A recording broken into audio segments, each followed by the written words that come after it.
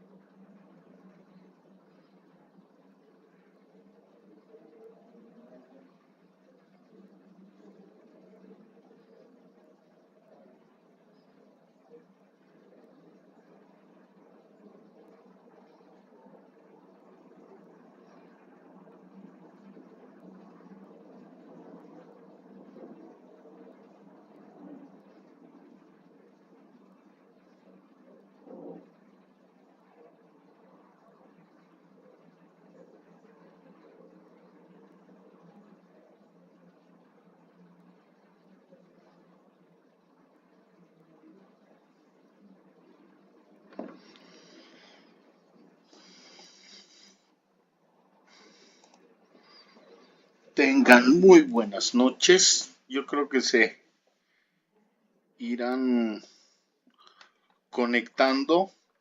¿Tienen alguna duda de la clase anterior? ¿Algún comentario?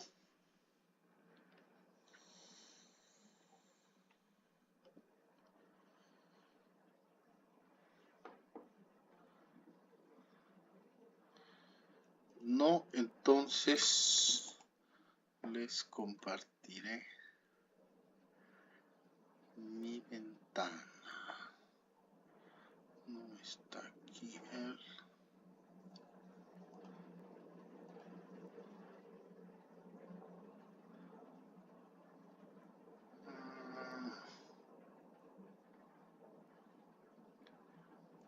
Espérenme un ratito. A ver ahora.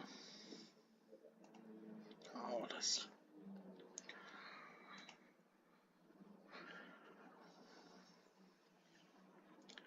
¿Sí se ve mi pantalla?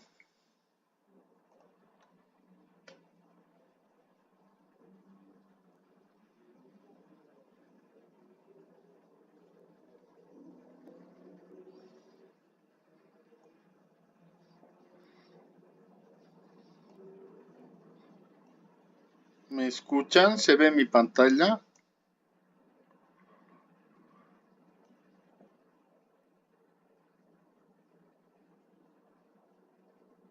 Sí, licenciado, se puede ver su pantalla.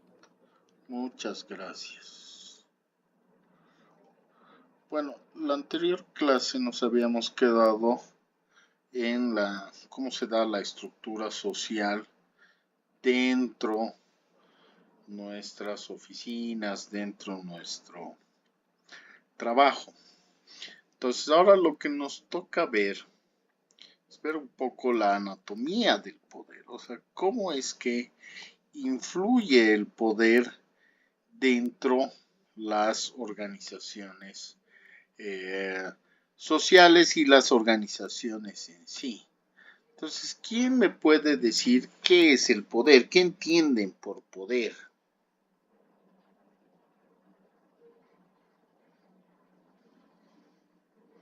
Lo que ustedes consideren. A partir de eso vamos a ir desarrollando.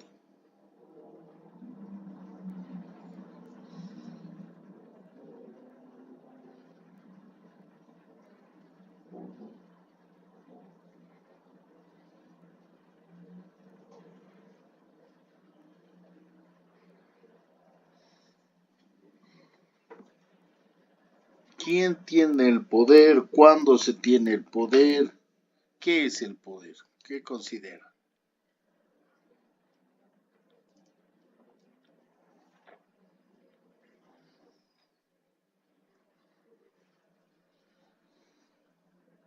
Licenciado, yo como entendido tengo de que el poder es como una capacidad que tiene una persona, se da una persona o un grupo para influir en ya sea en una cosa, dirigir o tomar decisiones que afectan a otras personas. Muchísimas gracias, Nicole. Has ganado la asistencia y la participación porque ya me estaba asustando. Excelente. Entonces, el poder es justamente tener la posibilidad de, si quieres, incidir en otras personas o en una interacción social para imponer tus ideas, tu voluntad, tus deseos y que de alguna forma no tengas una resistencia hacia esto que estás proponiendo. Entonces, tenemos diferentes autores que nos hablan sobre las características del poder. Es más, muchos de ellos lo que te plantean es qué no es el poder. Te dicen que al poder no se accede, sino que se administra. Pero lo que vamos a analizar nosotros dentro de las características de la organización es justamente esto, ¿no? Tener la posibilidad de imponer tu voluntad dentro de estas relaciones sociales, aun y en cuanto hay alguna resistencia. Ahora, lo que también Max Weber nos plantea es que el poder no es algo que reside, o sea, que sea propio del individuo, como un atributo, digamos, no como parte de él, sino que se ejerce en el marco de las interrelaciones sociales. Aquí también aparece Bourdieu con una cosa muy interesante, que nos plantea que el poder solo puede ser ejercido a partir de la libertad. ¿Y qué me dirían qué es la libertad? ¿Qué entienden por libertad?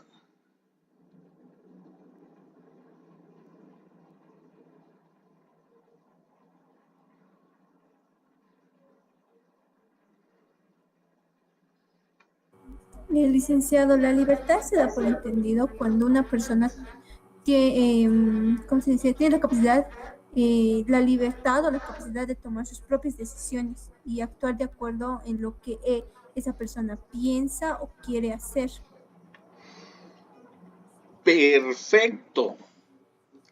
Entonces, si tenemos la capacidad de tomar decisiones y llevar a cabo acciones, ¿por qué hay cosas que dentro la normativa o las leyes no podemos llevar a cabo? Por ejemplo, el llevarme una mercancía, en otras palabras, llevarme un pan de la tienda sin pagarlo, si yo soy libre.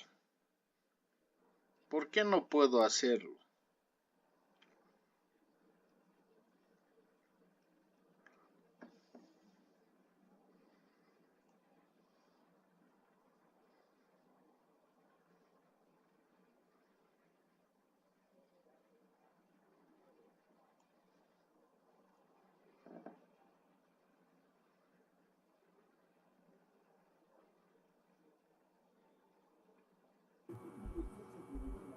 Licenciado, si nos vamos más, como dice su pregunta, más a una parte más de derechos, como le dije anteriormente sobre la libertad, ¿no?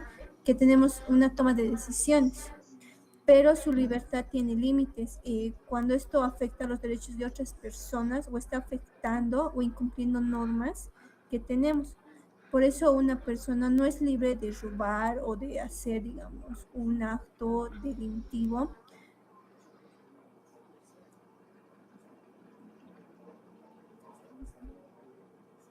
Porque va en contra de otras personas.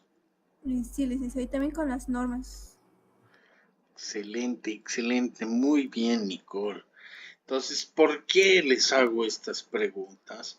Porque de alguna forma nosotros sí tenemos esta libertad intrínseca, pero nos vamos rigiendo por ciertos valores, ciertos principios o, como bien dices, Nicole, ciertas normas que nos llevan hacia la legalidad, y ahí es donde va a influir nuestra cultura, nuestra cosmovisión, nuestras leyes, el estado en el que vivimos. Pero lo interesante aquí para poder entender las organizaciones es que hay momentos en los que podemos perder esa nuestra libertad o incluso reducirla o delegarla. ¿En qué casos creen que podemos perder la libertad.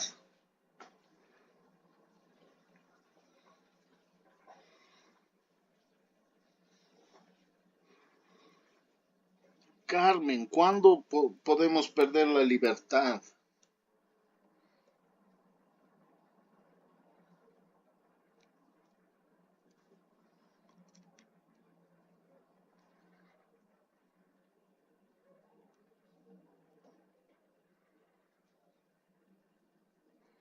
Abril, ayuda a Carmen, ¿cuándo podemos perder la libertad?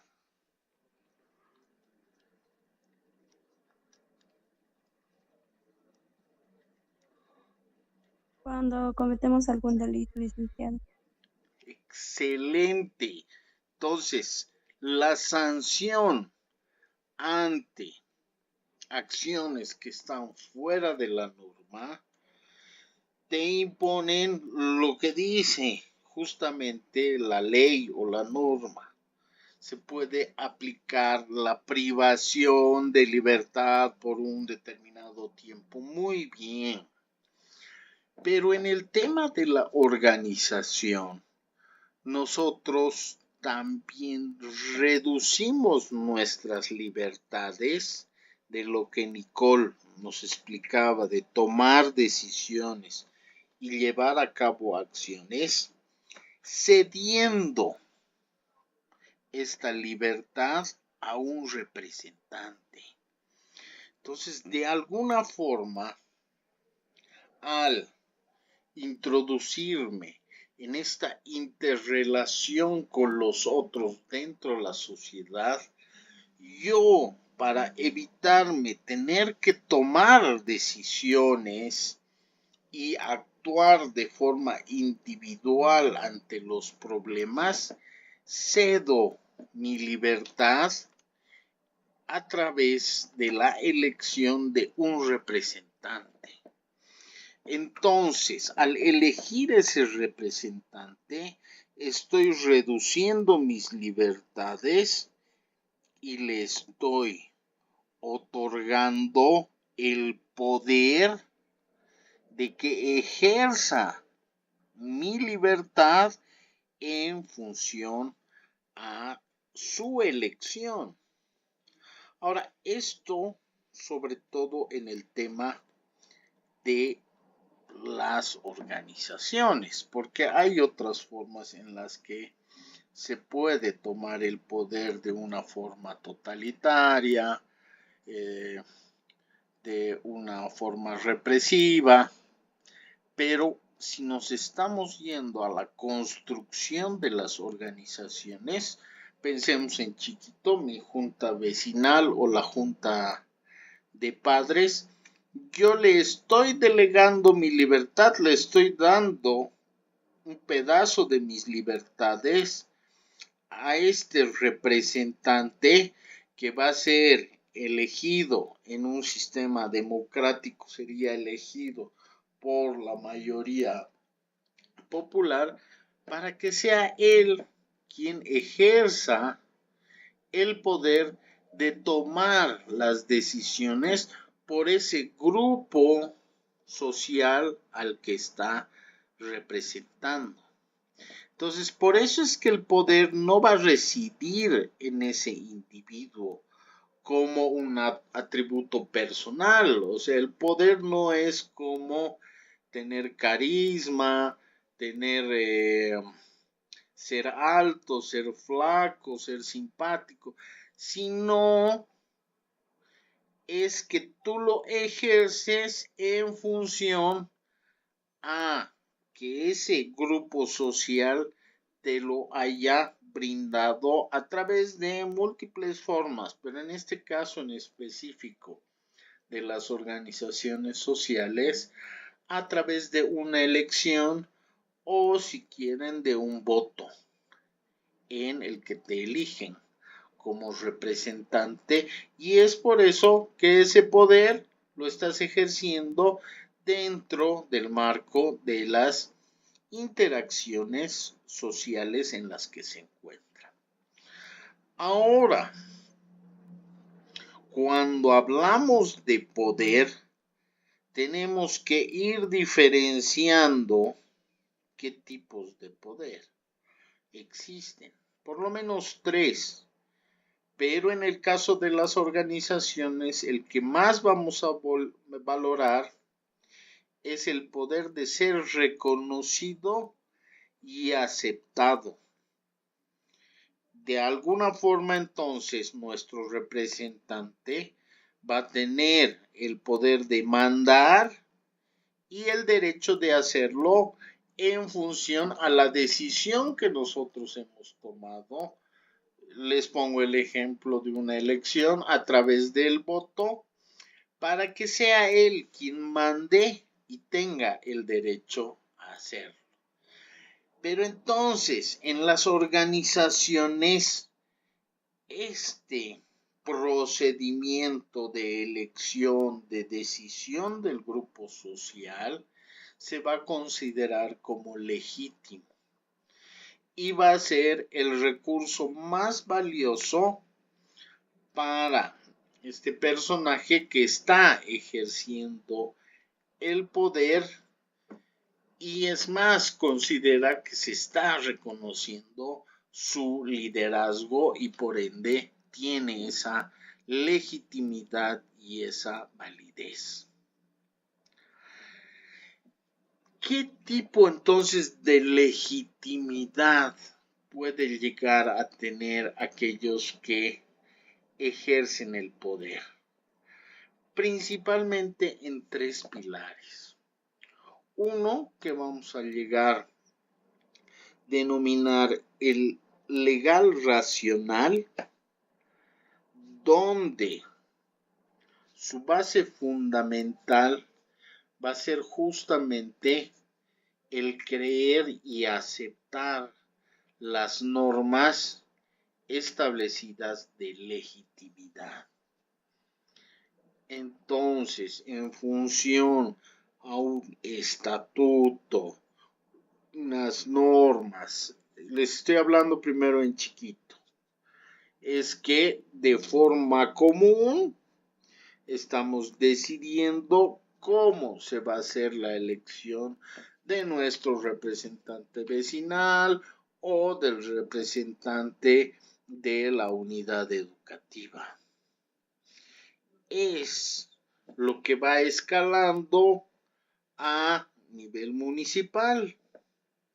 Vamos a también delegar nuestras libertades sobre el manejo del municipio a un representante que hará su campaña, hará sus propuestas en función también a un contexto organizacional que va a estar regulado y reglamentado por una instancia, que esta instancia va a ser la que administre este tipo de burocracia moderna y el cumplimiento de las leyes dentro de un Estado de Derecho.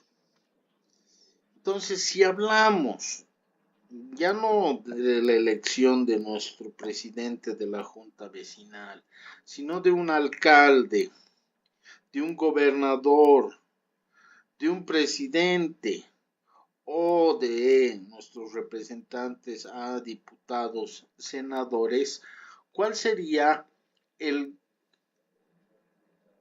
instrumento, si quieren, quién sería el encargado de determinar las reglas del juego y ver el contexto organizacional?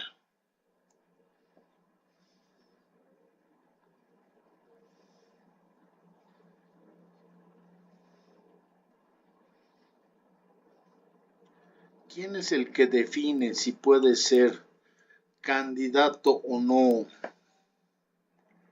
El que te revisa hasta qué día hay que presentar las listas. Él, si cumples con todos los requisitos, ser mayor de edad, hábil por derecho. ¿Qué institución es esa en nuestro contexto?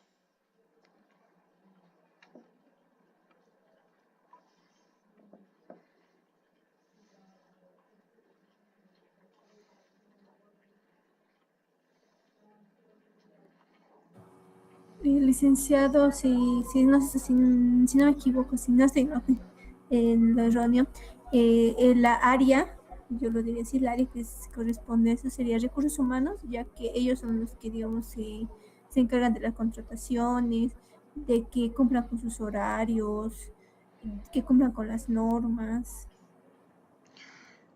Muy interesante lo que dices, es cierto, pero en la pregunta que yo les hago para la elección de alcalde, de gobernador, de presidente, ¿quién maneja las reglas?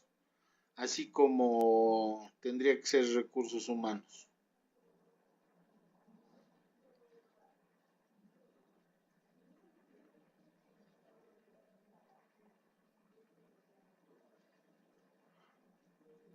Les doy chanchullo. Antes se llamaba Corte Nacional Electoral, ahora ¿cómo se llama?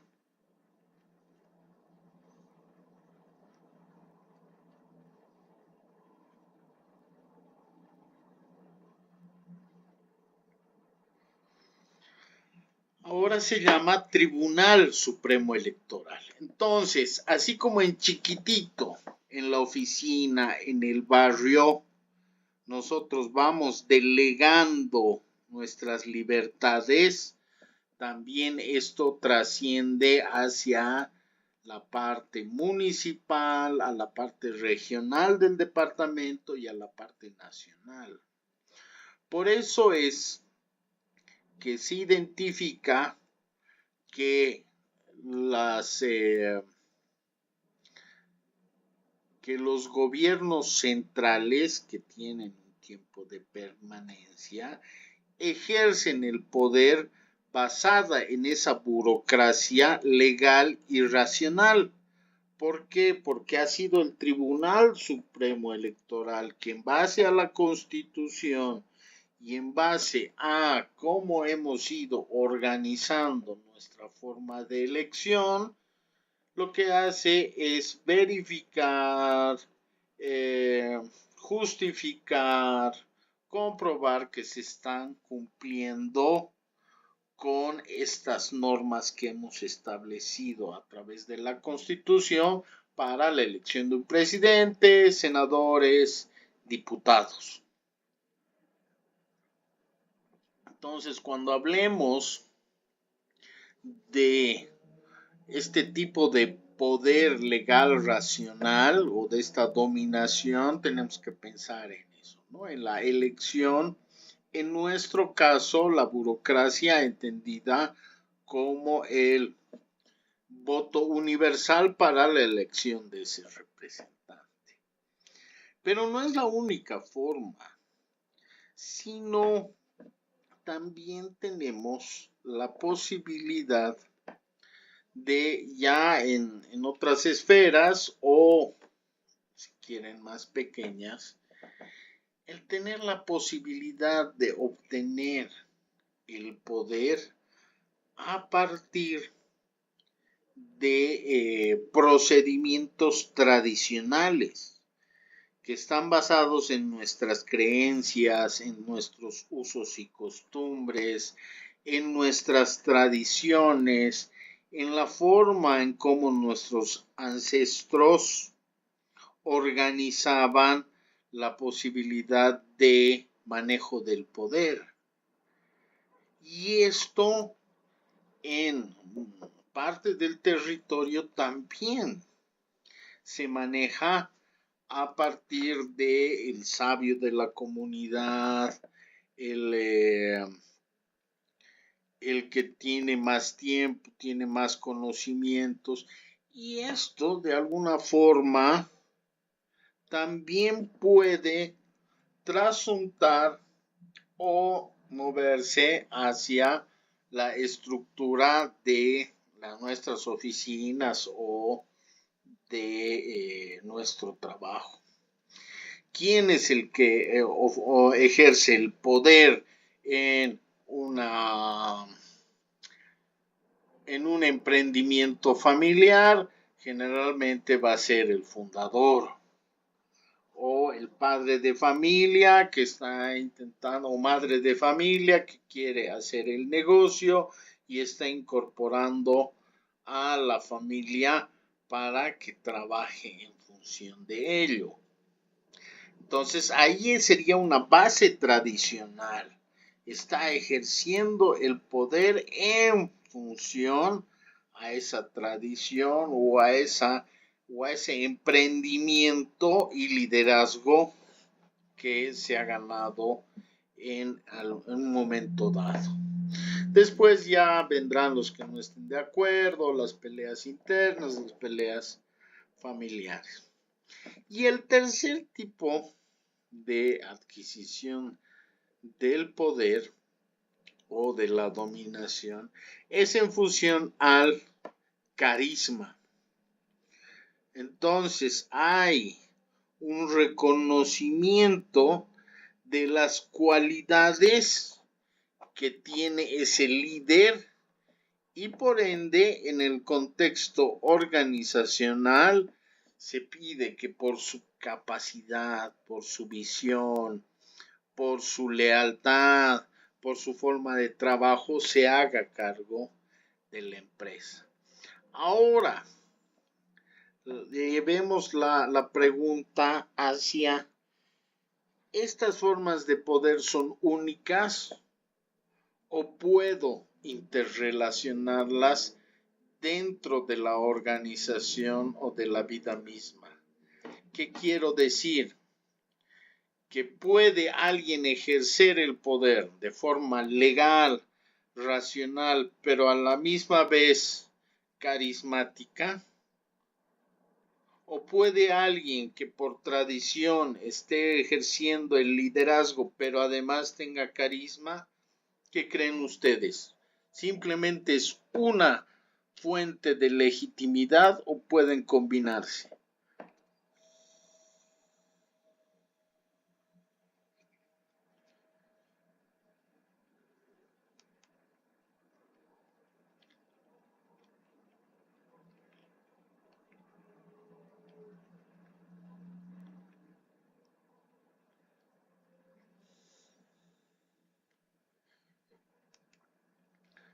Carmen, ¿qué dices?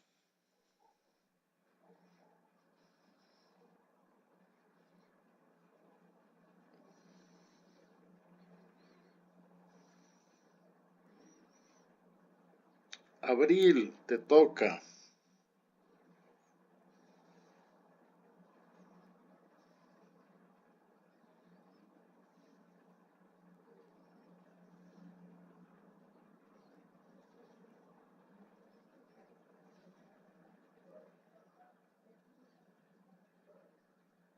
Nicole, tienes que salvarnos. Licenciado, sobre la pregunta que nos hacías, si una persona puede ejercer el poder, ¿no ve? Sí, combinando varias de estas características.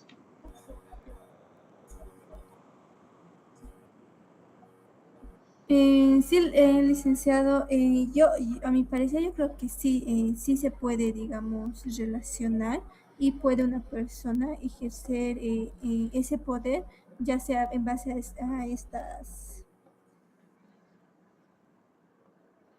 características, perdón, licenciado. Excelente, Nicole. Podemos tener un presidente que por su carisma, su proyección, su visión, pero además que haya sido elegido, ejerza el poder. O como en el caso de otros países, que el padre fue presidente y de forma hereditaria le hereda el poder al otro. Esto mismo que lo estamos viendo a nivel de presidentes también se da en la oficina, en nuestras empresas, en la fábrica. Hay una conformación de sociedad comercial en la que estás viendo el aspecto legal. Pero ¿saben los que es el CEO? Ustedes manejan mejor que yo. ¿Quién es el CEO?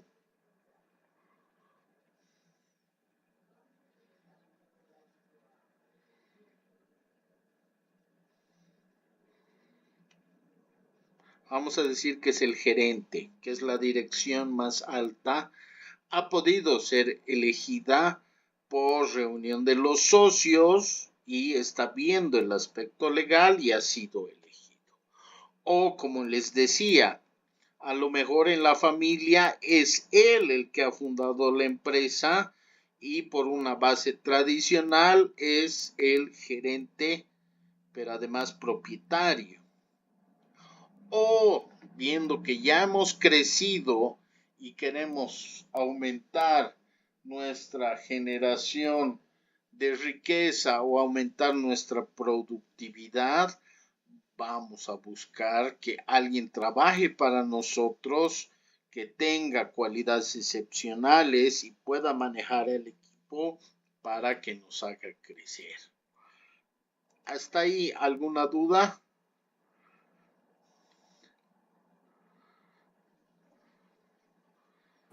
Por mi parte, no, licenciado, está todo claro. Perfecto. Abril, ¿alguna duda?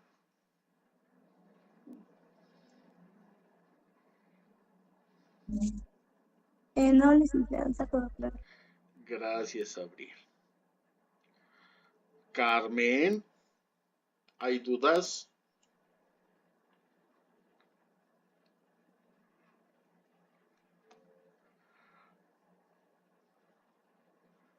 Muy bien.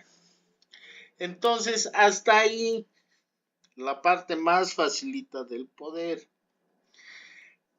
Ahora, a partir del análisis de Foucault y otros autores como Bourdieu, se empieza a complicar el análisis de esta cultura organizacional.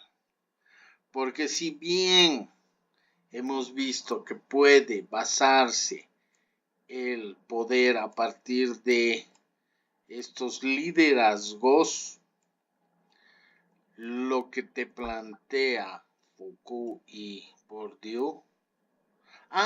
Gracias, Carmen. Así me vas a escribir y yo quedar tranquilo, o me escribes cuando puedas. Entonces, él hace ya un análisis más sociológico de este intercambio del poder. O sea, dice, bueno, una vez adquirido el poder, tiene que haber un proceso de interrelación para que tu toma de decisiones sea aceptada. Tanto en ese paraguas que hemos visto del Estado, como de los municipios, como lo de los departamentos, los municipios, pero también de la empresa. Entonces, lo que nos propone Foucault, que es así como se dice a este autor, es que hay una especie de biopoder. ¿Qué quiere decir esto? Que si te has convertido en el coordinador general o en el gerente general, una de tus atribuciones a la que te están delegando los que te han elegido o los que están trabajando para ti es la gestión y control de los trabajadores a partir de ciertas normativas. O si lo quieren ver a nivel nacional, el biopoder consiste en que el Estado va a hacer la gestión y va a proponer formas de control al pueblo, es decir, a la población, a través de sus instituciones. Entonces, el Estado te pondrá ministerios que sean los que controlen ciertos sectores en los que la población tiene necesidades, o te pondrá superintendencias, o te pondrá autoridades, autoridad de telecomunicaciones, autoridades financieras, que son las, las que tenemos, ¿no? La TIC, la ATL y demás para ejercer ese control. Y bien lo ha dicho Nicole en el tema del trabajo, a través de qué vamos a hacer la gestión y control de los trabajadores, Nicole, tú lo acabas de decir hace un ratito.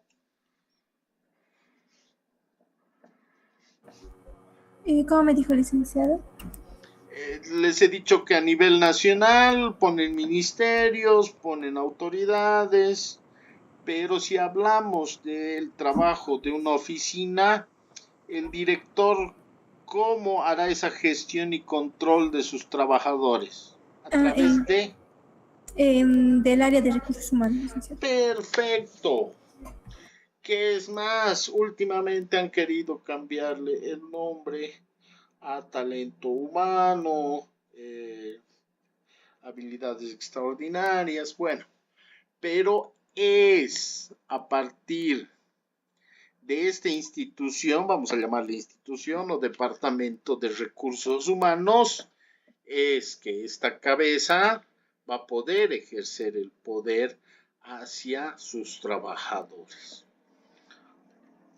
Ahora, en este proceso de poder adquirir y ejercer ese poder, debe haber una normalización.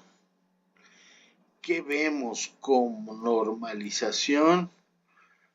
Vemos al establecimiento de ciertas políticas, lineamientos, normas, leyes que van a controlar los procedimientos y el tipo de conducta que quieren de su población, de sus trabajadores.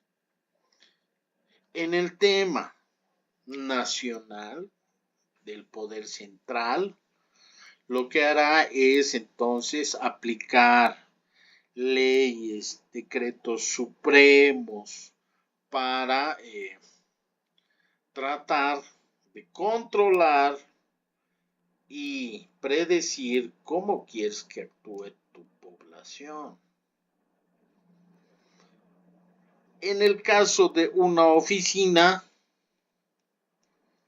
¿cómo estaríamos normalizando y estableciendo estos estándares para nuestros trabajadores?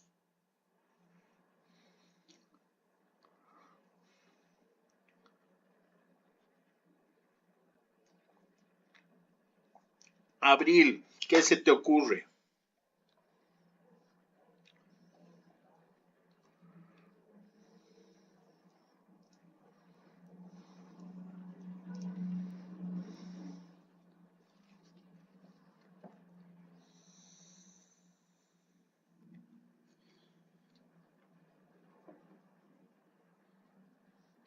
Abril, sácame de una duda. ¿Están en octavo semestre ya?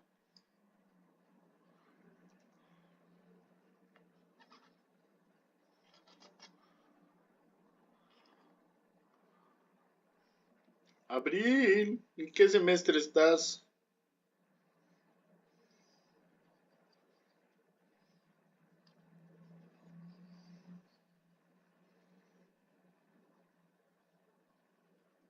Nicole, salvame, ¿en qué semestre están?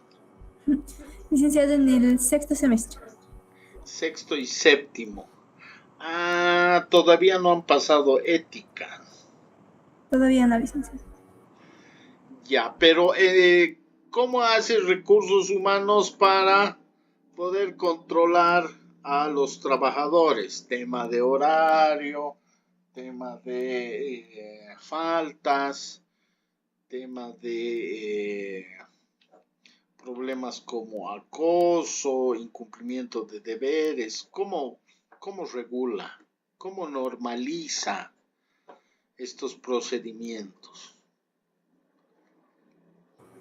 Licenciado, en la parte de los, o sea, de los horarios, si tienen faltas, todo eso, dependiendo, digamos, prácticamente todo, algunas empresas o casi todas tienen un biométrico donde el sistema sale, digamos, en qué horario están ingresando, en qué horas están saliendo, si han asistido ese día o no. Entonces, en esa parte, eso se daría, digamos, en el control de asistencia, de faltas, todo eso.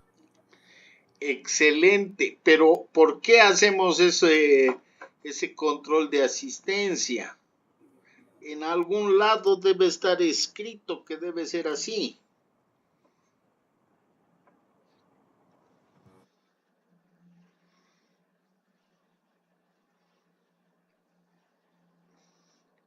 Si fuera un consultor de línea, yo te diría, en su contrato establece que tiene un horario de ingreso, que tiene un horario de salida, que debe presentar sus trabajos a tiempo, que tiene que hacerle caso al jefe.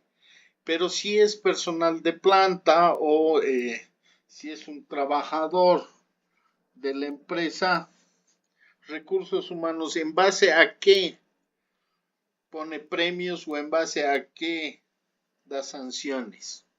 Tiene que haber algo que normalice esto. O es por gusto del de recursos humanos que pone biométrico y controla la asistencia. Licenciado, en un como se dice, para un trabajador igual, digamos, cuando un personal o un trabajador entra a trabajar a una empresa, también está en sus normas como empresa y también en su contrato cuando él firma al momento de ser contratado. En ahí está cómo él debe ir vestido, en qué horario entra y a qué horario debe salir. Excelente, Nicole. Justamente, entonces la normalización y este establecimiento de estándares lo vamos a llamar manual de funciones, código dependiendo la empresa. Entonces, de forma previa, o sea, si digamos yo recién estoy ingresando a ese ámbito laboral, a partir de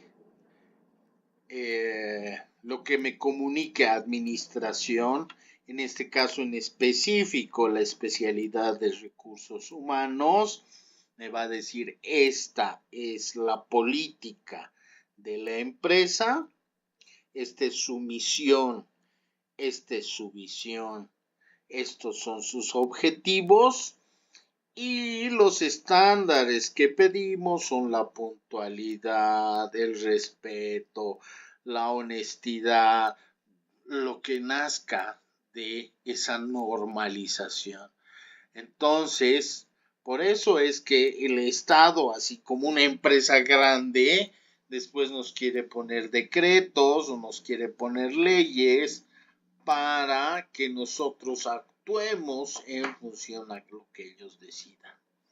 En el caso de la empresa, justamente a través de los contratos, de los manuales de funciones, de los códigos, pueden ser de ética u otros, tratan de normalizar mi conducta dentro de la empresa.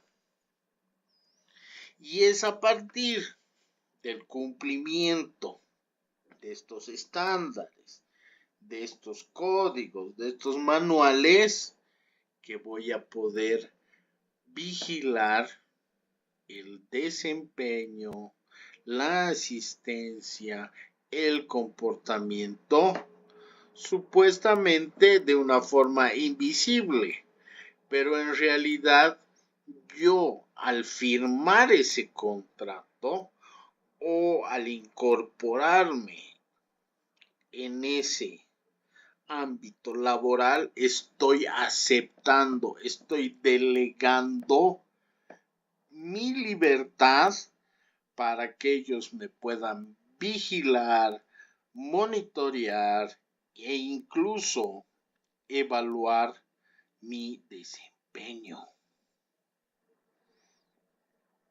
Y es a partir de esa característica que voy a empezar a generar discursos en los que a lo mejor pida mayor compromiso con la institución, mayor responsabilidad, mayor honestidad, pero en función a ese proceso que ya tengo sobre la vigilancia de ese trabajador, o si nos vamos a lo grande, de esa población.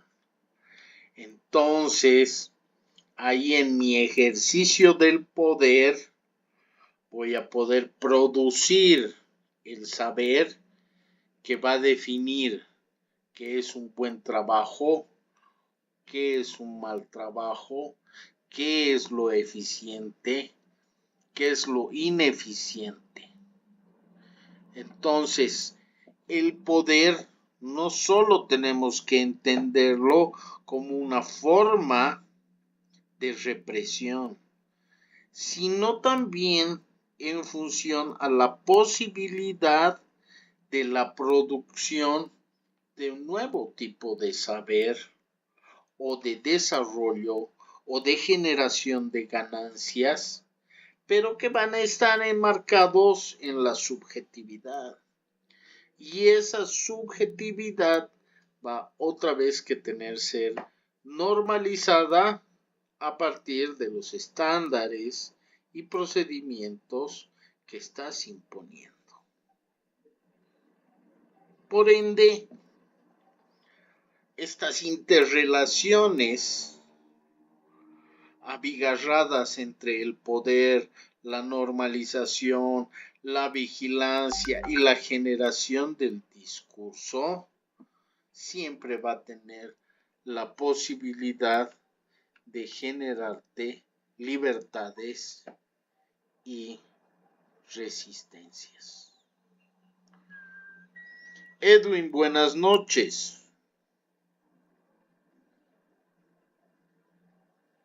¿Puedes hablar?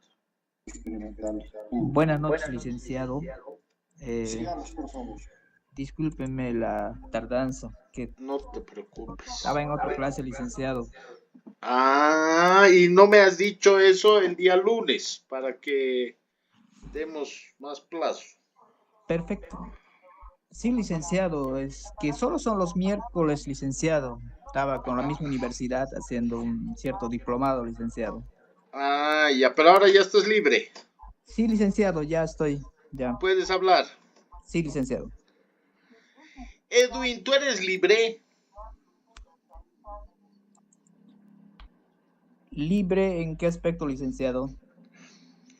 Libre en el sentido de que tú puedes tomar decisiones y hacer todo lo que quieres, pero no siempre todo lo que quieres es todo lo que debes.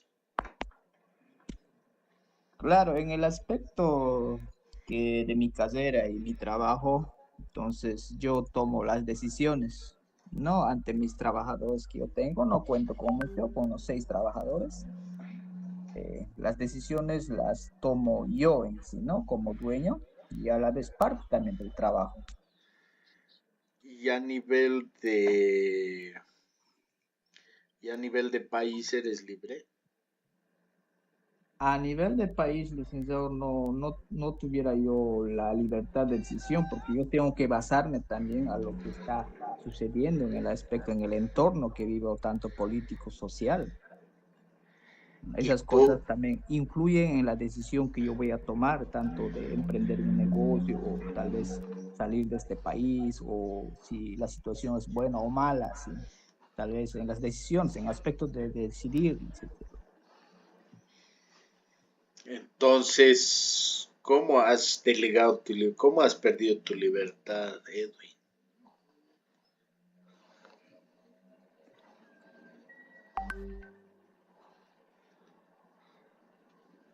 ¿Te has puesto a pensar cómo has reducido esa tu libertad de decisión? ¿A través de qué mecanismo? A través de la influencia del entorno, licenciado, podría decir, porque queramos o no queramos, tenemos que basarnos también a lo que sucede en tu entorno, ¿no? En el, siempre eso también afecta en el ámbito empresarial, el entorno social que vivimos. Claro, Perfecto. Pero a lo que me quiero llegar es que en el ámbito nacional lo has identificado muy bien. Estamos debatiendo sobre el poder. Para poder ejercer el poder se necesita que el que esté sometido sea libre. ¿Y cómo es que este que está sometido va a acatar que otros influyan y tomen decisiones por él a partir de la organización o, si quieres, reglamentación de cómo vas a elegir al que va a asumir el poder? A través de la elección tú has delegado a tu... ¿Nos puedes contar cómo tu organización ha elegido a su representante? mediante un voto democrático, digamos, acá se elige, como nosotros estamos en un sector conformado por sindicatos, acá la elección se hace voto democrático, es decir, por un voto mayoritario. De esa manera, licenciado. Entonces, de esa forma tú has delegado tu libertad. ¿Le has dado a tu presidente o cómo se denomina el máximo dirigente? Acá se presenta por ejecutivos, ¿no? Ejecutivo, hablamos de dirigentes, están en la primera base. Entonces, Claro, en el ámbito del voto, claro, colocamos un representante al quien va a hablar por nosotros. Ahí, claro, perdemos la libertad de expresión, de idearnos. ¿Sería, licenciado? y de toma de decisiones más que de expresión, porque le estás delegando a él que asuma cuál es la mejor decisión ante todo el grupo, ante toda la organización. Perfecto, en ese caso ya va mi representante a hablar por mí. Entonces, podemos decir que ese representante está administrando el poder. Sí, licenciado. Excelente, ya te has puesto al día, no te has perdido entonces de mucho. Justamente eso es lo que estamos ahora desentramando, desestructurando para entender que sí, tenemos una condición de libertad, pero en la obtención del poder nosotros delegamos ese poder. Y pasa, como bien dice Edwin y como nos decía Nicole, también en nuestra empresa, en nuestra industria. Entonces hay formas de organización de quién va a asumir el poder de la fábrica, del negocio, del trabajo. Y esto puede ser a través del voto popular, puede ser a través de una iniciativa histórica, que digamos tu papá haya sido el que ha fundado la empresa y él va a ser el presidente por ende, porque ha puesto la inversión, ha empezado a hacer los tratos, o si tu empresa ha crecido mucho, ya empiezas a ver la necesidad de tener un gerente y a este gerente lo vas a elegir por su capacidad, carisma, relación con los trabajadores. Pero lo interesante de ya esa administración del poder es que tienes que cogestionar. Tú eres el que está ejerciendo el poder, pero tienes que controlar también cuál va a ser, cómo quieres que se comporten tus trabajadores. O si estamos hablando del gobierno, quieres ver cómo se van a comportar los ciudadanos, el pueblo, las poblaciones. Y para eso tengo que normalizar el que yo haya asumido el poder. Y eso lo voy a hacer a través de algunos estándares, procedimientos, perfiles de conducta. ¿Qué llamarías a esto en el gobierno? ¿Cómo hace estos estándares? ¿Cómo nos obliga o nos da la condición de que nos comportemos? ¿A través de qué? Edwin.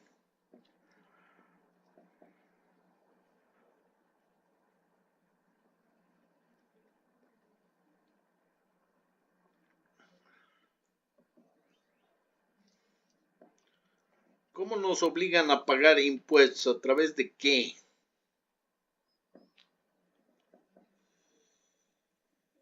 A través de normativas aplicadas, licenciado. Obviamente, tal vez cuando hay una representatividad que nosotros o uno envía como un representante, a veces hay donde hace falta la socialización, licenciado. Por ello, a veces la base es el que lleva la carga, digamos, de la situación. ¿No? Tenemos ciertas normativas a las que tenemos que regirnos también. Excelente. Esa entonces es la normalización de cómo estás ejerciendo el poder. Y esto va luego de normalizarlo o socializarlo, como dices, va a tener un proceso de vigilancia en el que te van a monitorear, vas a ver si has pagado impuestos, no has pagado impuestos, has pagado la cooperativa, has dado el aporte solidario, qué sé yo, todo en función a la normativa a la que hayas llegado para hacer el discurso. Se ha escapado el Edwin y se ha escapado la Carmen, y me he dado cuenta. Bueno, entonces, hay dos lentes que vamos a usar para leer las características del poder. Y aquí hay dos autores muy interesantes. Uno es Weber, que te habla de la característica estructural para analizar el poder. Y el otro es Foucault, que lo que te plantea es que más bien hay que hacer un análisis más detallado de las interconexiones e interrelacionamientos que existen para el manejo del poder.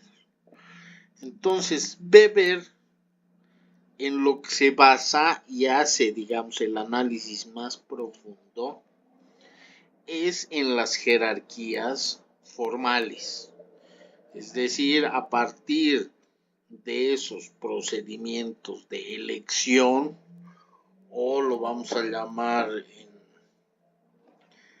en buen lenguaje administrativo, burocracia de elección de tu representante, es que se basa en las jerarquías formales.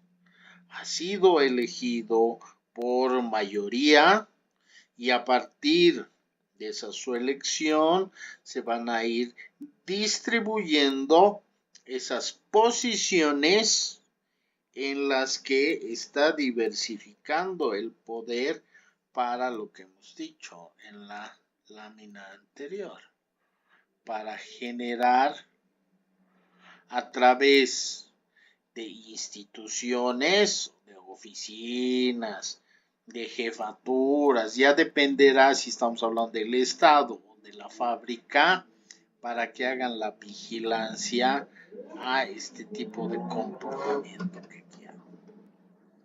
Entonces, lo que hace Weber es centrarse en estas jerarquías, en ver cómo se distribuyen las posiciones, luego ver lo que hemos llamado antes normalización, es decir, poner en blanco y negro, en papel, cuáles son las reglas explícitas con las que se debe normar la población o los trabajadores y la fuente de obediencia legítima.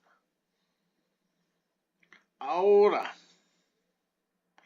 ¿quién va a ser el que va a administrar la autoridad oficial y en qué normas se va a basar?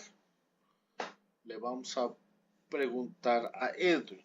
Edwin, en tu emprendimiento, ¿quién es el jefe? ¿Quién es el que lleva el poder? En sí, yo como propietario, licenciado, yo tomo, Eres gerente propietario. sí, en ese caso tomaría, yo tomo como dueño, tomo así, ¿no? Como lo puedo llamar. Ya, entonces es familiar y es en función históricamente quién ha hecho la empresa.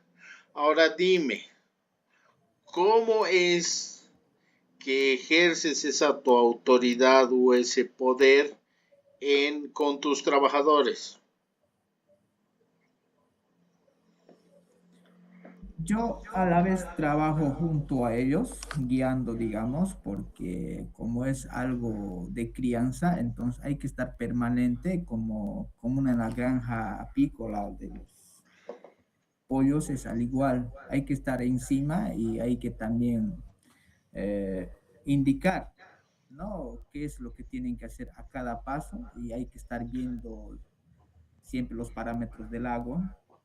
Es Pero ¿y eso ya lo tienes sistematizado en algún documento o...? ese de ahí se maneja por fases, claro, tenemos una estructura de cumplimiento, la primera, segunda hasta tercera fase, que es la época de venta, ¿no? Se hace en la primera fase, comprende dentro de los tres meses, luego a los 4 meses, segunda fase, con tal que el pez tiene que salir en los 8 meses. Claro, tenemos el manejo, la estructura a que debemos alinearnos, licenciado. Temperatura del agua, eh, el porcentaje de entrega de alimento, ¿sí? Sí, todo eso está sobre un manejo estructurado por mi persona, y como yo tengo una cierta especialidad en el área de piscicultura, entonces por ello yo raciono, digamos, qué cantidad debe comer hasta tal fecha y qué cantidad hasta tal fecha, digamos. Tenemos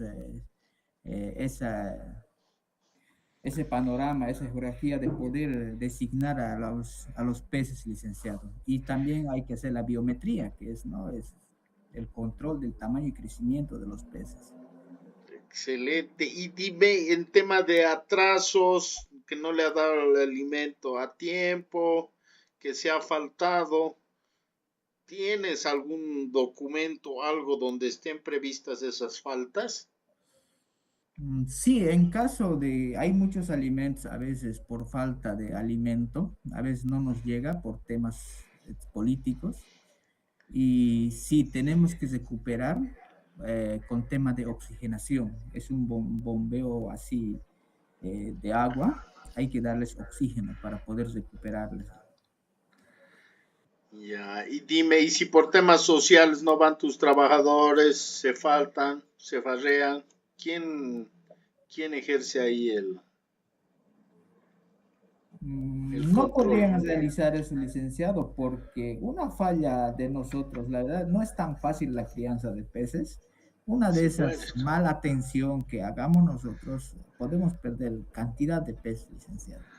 Entonces, como tengo 4 trabajadores seguros en las 4 peceras que tengo, entonces, así uno para uno estar pendiente, sobre todo esta época de lluvioso que estamos hoy, entonces no tenemos fotosíntesis del sol, hace que desaparezca el oxígeno. Entonces hay que estar muy pendientes estos días. Ya. Entonces, más bien tu forma de ejercicio del poder es más bien en función a el lente Foucaultiano, ¿no? Porque estás viendo la práctica diaria, al trabajar con ellos, de alguna forma estás haciendo un control invisible, no, no a través de instrumentos de medición, marcado de tarjeta y demás, sino que más bien es diario y en función a lo que tú dices, el control de tamaño, peso, estás viendo las métricas de desempeño. Entonces, eso es lo que más bien Foucault es lo que valora. Dice, más allá de tener un manual de funciones, un código de ética, un código de funciones, cómo se va ejerciendo el poder y la organización es a partir de la práctica diaria. Es una forma de control casi invisible, donde estás compartiendo las métricas de desempeño y estás generando una cultura organizacional en la que estás generando un discurso en el que estás tratando de moldear y, si quieres, fidelizar o comprometer más bien a tus empleados. ¿Esa sería la estructura, Edwin, o estoy mal interpretando?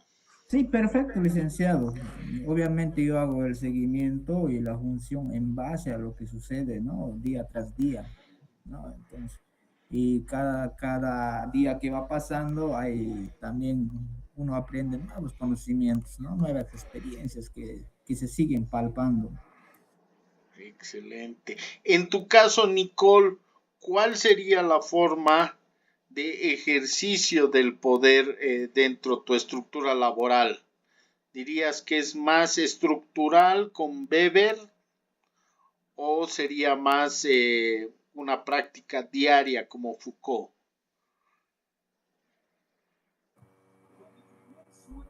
Licenciado,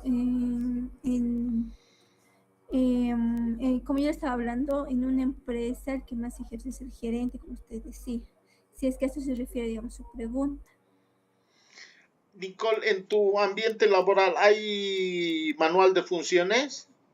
De mí, sí, licenciado, pero solamente está el jefe y nosotros que somos los empleados, nada más, porque particularmente yo trabajo en una tienda, entonces solamente es eso.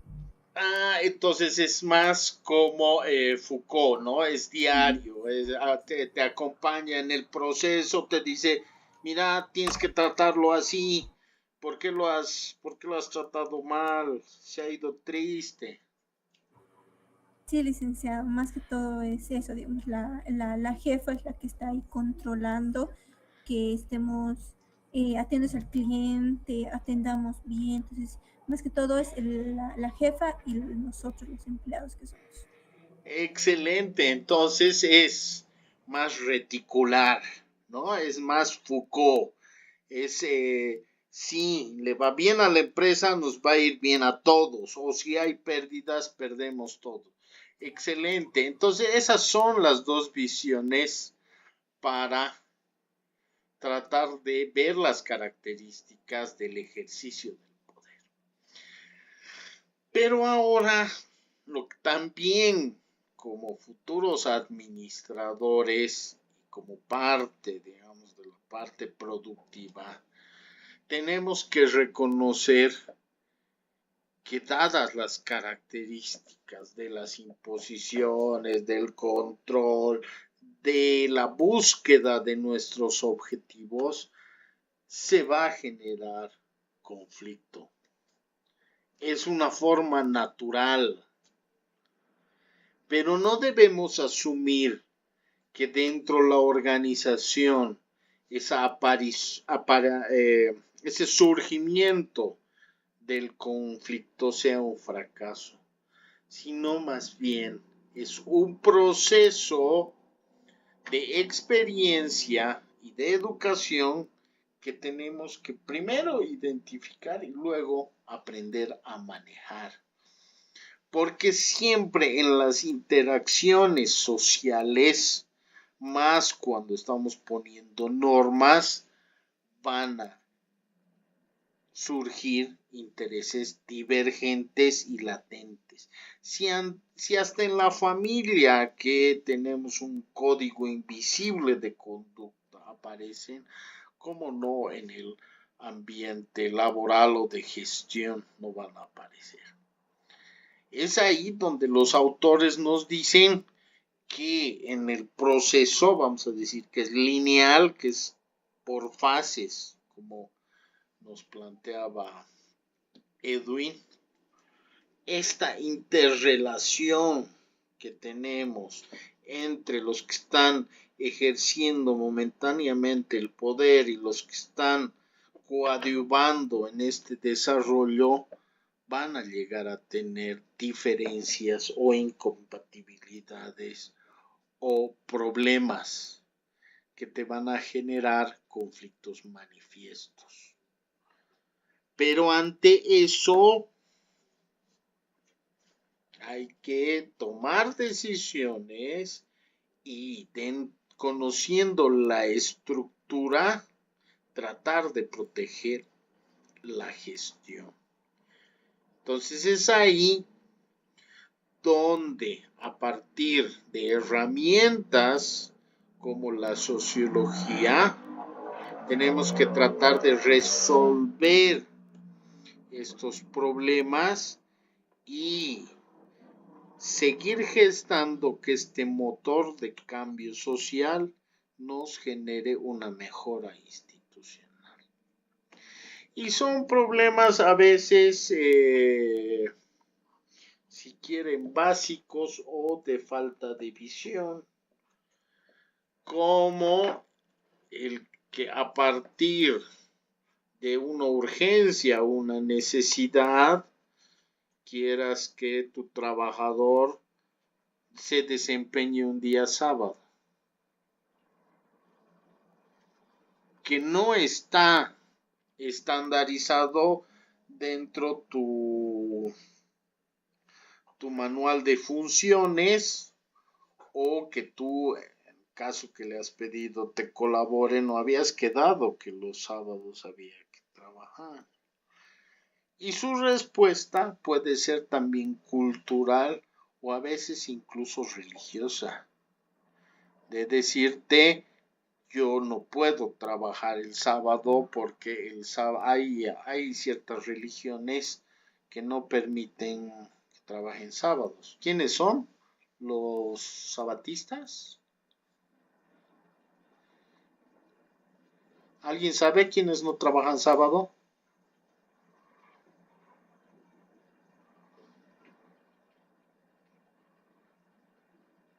Bueno, pero puede haber aspectos religiosos, culturales que influyan en ciertos conflictos, o que no esté de acuerdo con una reducción salarial que me hagas. O sea, ahí es donde tenemos que ver la naturaleza de la organización para poder superar este tipo de conflictos que, como les digo, por su naturaleza se van a dar. Entonces, no entendamos el conflicto como un fallo, sino como un fenómeno que se va a dar de forma natural, en el que todas las personas tenemos no solo la libertad, sino el derecho de defender nuestros intereses, pero el peligro más bien va a radicar en cómo tenemos que solucionar este problema, y además en determinados tiempos para que no se produzca una mala gestión. Y es por eso que estamos viendo la importancia de ver cómo en la organización se puede generar este conflicto. Para Marx, los posibles conflictos se van a dar por una lucha de clases, donde el que está ejerciendo el poder va a demostrar su imposición ante determinada toma de decisiones o con el objetivo de tener mayor generación de riquezas va a afectar al trabajador. Esto desde el punto de vista marxista, ¿no es cierto? En el que el dueño del medio de producción, es decir, la fábrica, el negocio, la tienda, al querer tener una mayor generación de riquezas, va a explotar y va a apropiarse del plusvalor ante sus trabajadores. Plusvalor relacionado con el tema de la plusvalía, que la plusvalía de forma fácil, que después la podemos ir, si quieren, reforzando, es el aprovechamiento de la riqueza a partir de horas de trabajo que no se les remunera al empleado. Y ahí es donde pueden surgir las luchas sindicales, donde puede haber las manifestaciones porque está viendo el trabajador afectados sus intereses. Eso de forma fácil. Otro de los exponentes, que es Simmel, más bien lo que te dice es que estos conflictos no se van a dar simplemente por esa función patológica de que ves que está siendo explotado, sino van a reforzar las identidades. Es decir, los grupos de trabajo con los que estás trabajando van a ver que son pares y en esa paridad y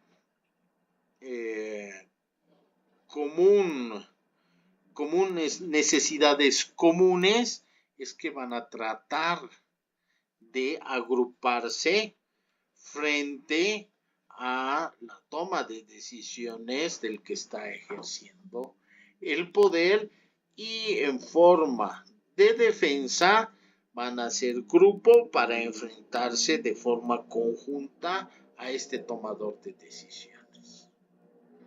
Y por último, Dagenfort más bien lo que te dice es que estos conflictos generalmente se van a dar en la desigualdad.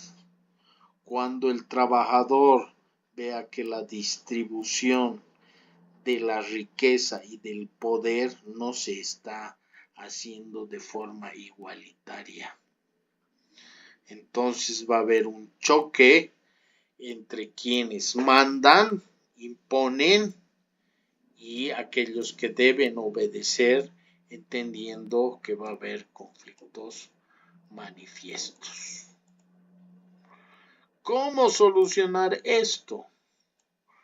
Primero, tenemos que diagnosticarlo, reconocerlo, más bien aceptarlo, no verlo como algo anormal, sino ver que se está dando el conflicto y en vez de ganar tiempo, más bien asumir y no ocultarlo.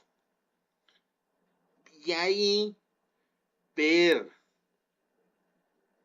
de tener mecanismos de cooperación en los que hagas una negociación antes que el conflicto se agrave y tratar de llegar a una solución pronta antes que estalle la manifestación. Pero aprendido eso,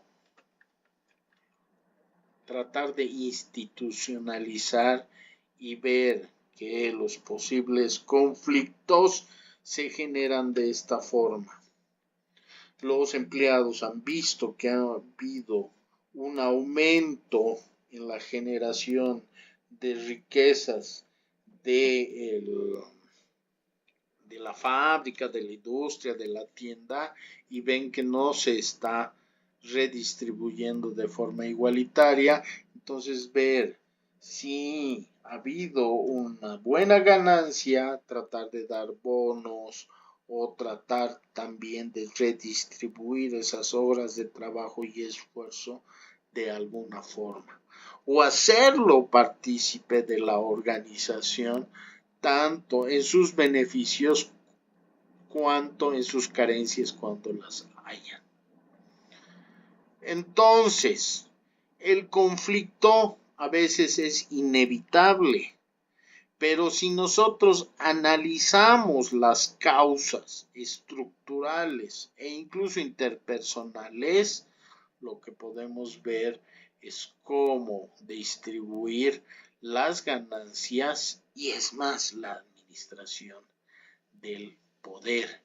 Y para eso necesitamos espacios seguros de diálogo y de negociación, pero sobre todo que fruto de esta negociación se cumplan los acuerdos, porque si no sigues teniendo la crisis y no la estás asumiendo, simplemente la estás alargando, y eso en gestión está no prohibido, pero muy mal visto.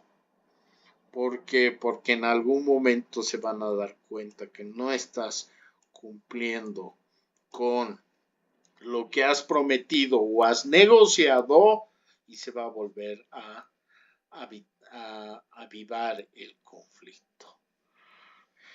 Entonces, tenemos que entender que la organización es parte de este motor, de esta infraestructura de país, de gobernación, de municipio, de empresa, de emprendimiento, y que siempre va a haber un conflicto. Y ahí es donde debemos usar la sociología como una herramienta que nos permita gestionar cómo vamos a administrar en función y coparticipación con las organizaciones, para de esa manera comprender sus necesidades y liderar los acuerdos y negociaciones, entendiendo la complejidad de la vida social y la estructura, estratificación y jerarquía de esas propias organizaciones. Muy bien. ¿Hasta aquí alguna duda?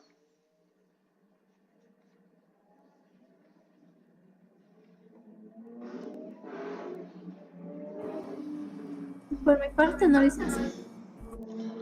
Perfecto. Carmen se fue. Carmen era, ¿no?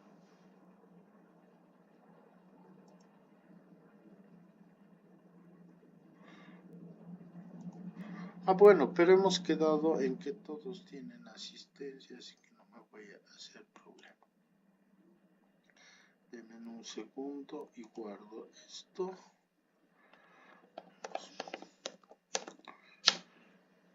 Muy bien, entonces si no hubiera dudas, está bien si llegamos hasta aquí.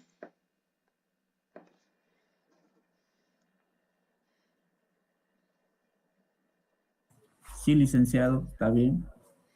No hay dudas. Todo correcto. Edwin, entonces ya tienes herramientas y nos vas a tener que ir comentando cómo se va dando eso en tu proceso productivo. Igual Nicole y Abril. Muchas gracias. Tengan muy buenas noches. Nos vemos el lunes. Está bien, licenciada. Buenas noches, hasta luego. Buenas noches, hasta luego.